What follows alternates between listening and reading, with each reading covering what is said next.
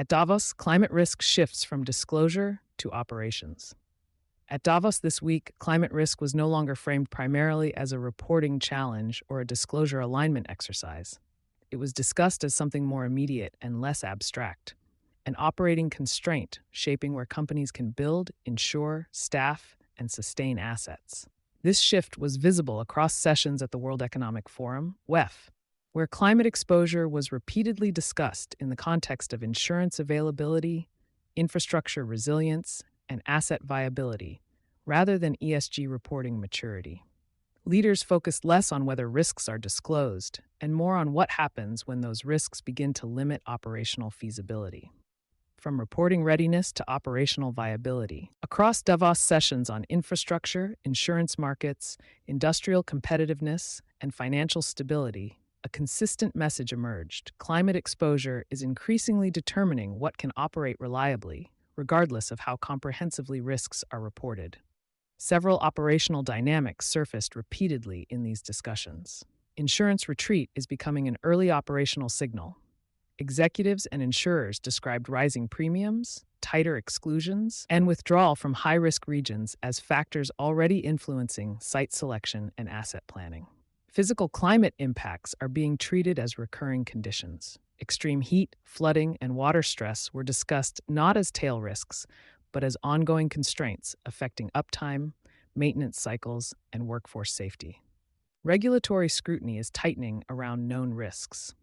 Davos discussions reflected growing concern that once climate exposure is formally identified through assessments, disclosures, or internal analyses, failure to respond operationally is becoming harder to defend.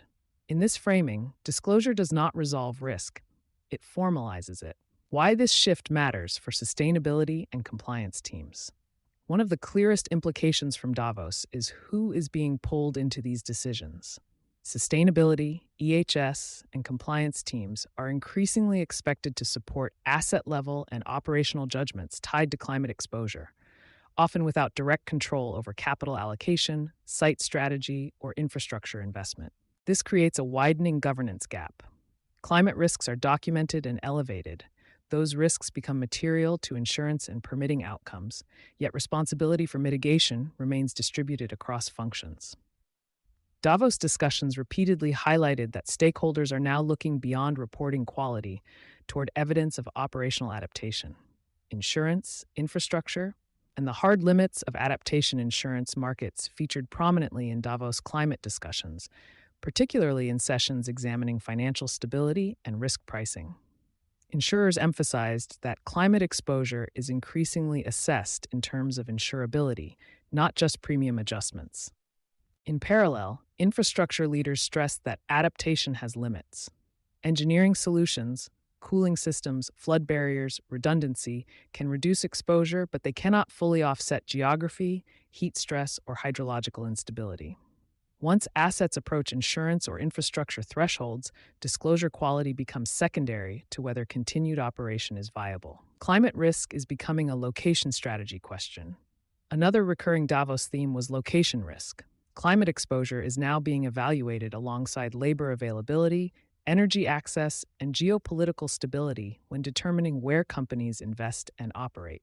Executives described reassessing coastal and flood-prone sites, water-intensive operations in stressed basins, and facilities exposed to prolonged heat that undermines equipment performance and workforce safety.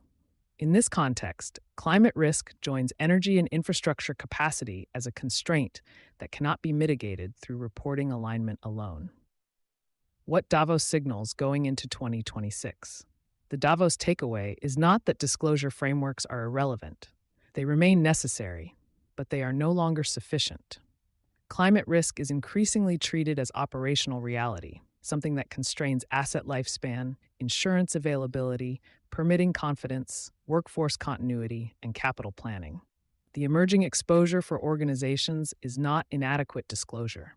It is acknowledging risk without demonstrating operational response. In 2026, the defining climate question is no longer how well risk is disclosed, but whether operations can continue under conditions that are increasingly predictable and increasingly unforgiving.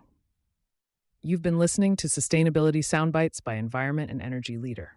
For partnership opportunities, please reach out to our team.